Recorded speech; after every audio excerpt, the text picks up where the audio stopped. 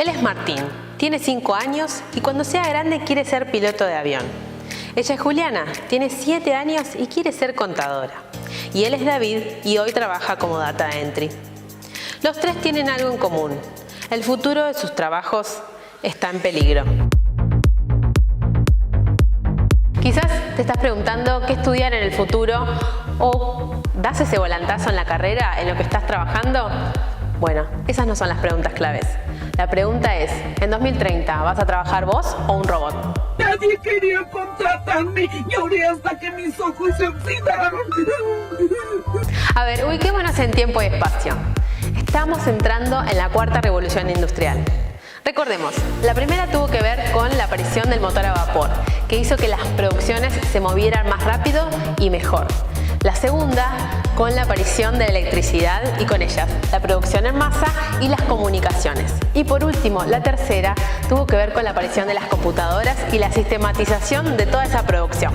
Bueno, ¿qué implica la cuarta revolución industrial? Te cuento ahora. En esta etapa que ya estamos viviendo, aparecieron un montón de datos que hay que analizar y procesar. Además, todo está conectado a Internet.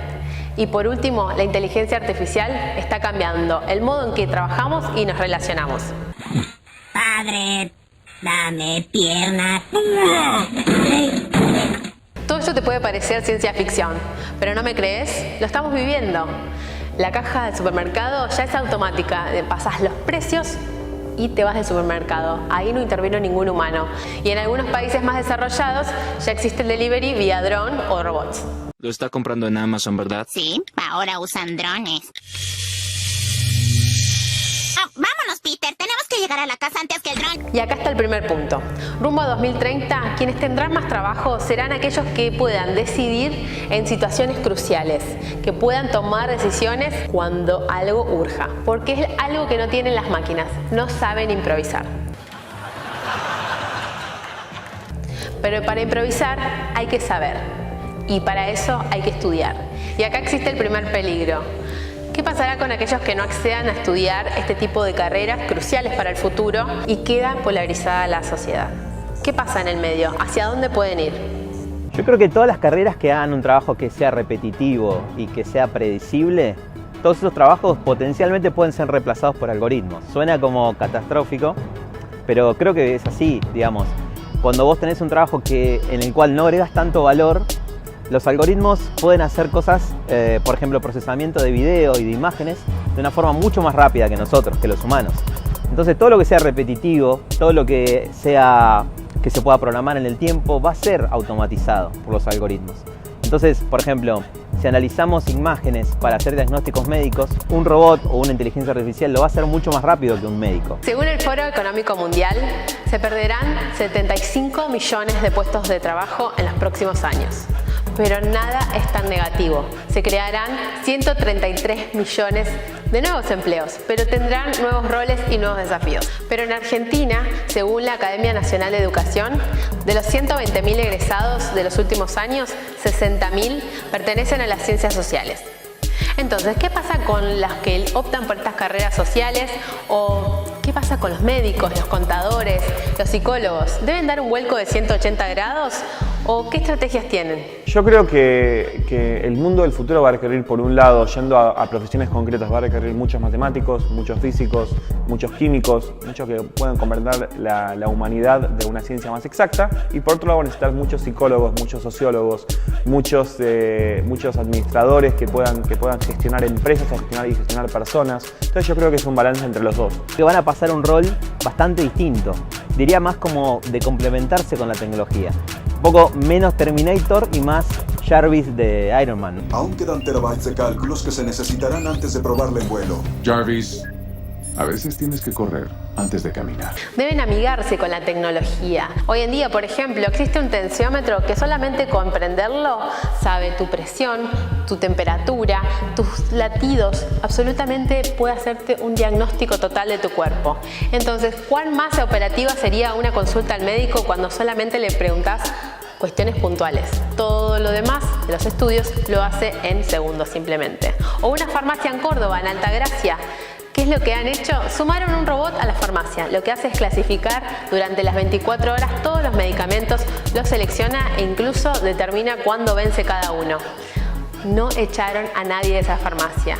Lo que han hecho es hacer más operativo su trabajo. Yo cargo el medicamento y el robot va a acomodar a través de la banda elástica. Ahora la banda, como se ve, está vacía. Lo que antes parecía de ciencia ficción, hoy soluciona problemas concretos y cotidianos. O por último, ¿viste los locales de comida rápida? Bueno, ¿cuántos de ellos ya tienen pantallas en la entrada para que elijas tu menú y te lo lleves en minutos? Agilizaron la experiencia del cliente y es cada vez más rápida la forma en que te llevas la comida. Puedes freír un búfalo en 40 segundos. ¿40 segundos? ¡Pero yo lo quiero yo!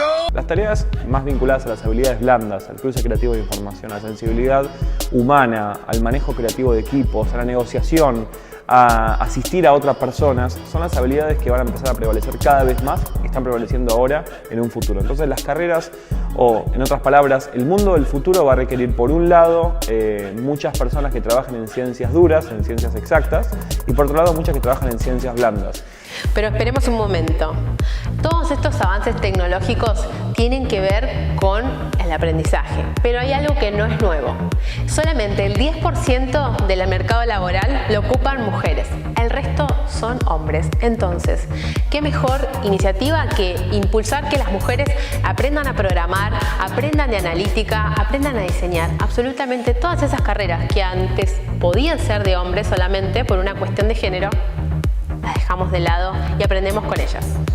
Chicas en Tecnología es una organización de la sociedad civil que nació en Argentina en el 2015 con el objetivo de reducir la brecha de género en el ambiente emprendedor tecnológico. Esto lo hacemos a través de distintos programas e iniciativas que están destinadas a chicas entre 13 y 17 años. Todas nuestras actividades son libres y gratuitas y están abiertas a la comunidad. Las chicas, a través de capacitaciones y talleres, identifican un problema de su entorno, de su comunidad o de su escuela y plantean una aplicación o solución tecnológica para resolverla. Vamos directamente con adolescentes porque es el momento en el que eligen su carrera. Es el momento en donde podemos generar más impacto. Porque si las chicas nunca tuvieron la posibilidad de crear tecnología, no saben si son buenas o no en eso. Y estamos perdiendo talento desde muy temprana edad porque en la escuela no se les enseña a crear tecnología. Creo que la gran pregunta que nos tenemos que empezar a hacer es cómo empezar a sacarle más provecho a la tecnología, cómo empezar a convivir con tecnología más inteligente para poder potenciarnos, para poder empoderarnos, en otras palabras. Si la revolución de las máquinas llegó hace tanto tiempo, ¿por qué el mercado laboral no lo perdimos aún? Hasta la vista, baby.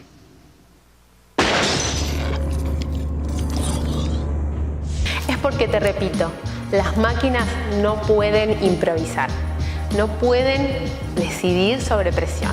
Esa es la clave de los humanos. Tenemos que elegir carreras que nos hagan cada vez más humanos, poniendo en juego nuestra creatividad, nuestra improvisación y sobre todo que nos hagan más intuitivos. Y las personas van a tener que empezar a tener otro rol, ¿no? Que hay cosas humanas que nunca se van a reemplazar por una máquina, como por ejemplo el contacto personal, la capacidad de liderar, cómo resuelvo situaciones inesperadas, la calidez que puedes tener cuando si sos un médico tratando a una persona. En vez de tardar más tiempo completando documentación básica, ese tiempo se lo podrías destinar a tener una atención mucho más empática con el paciente, por ejemplo. Por último, pensemos en esta ecuación que nos hace irnos contentos de este video. Humano solo puede tener errores, máquina sola puede tener errores. Humano más máquina tienen toda la potencia.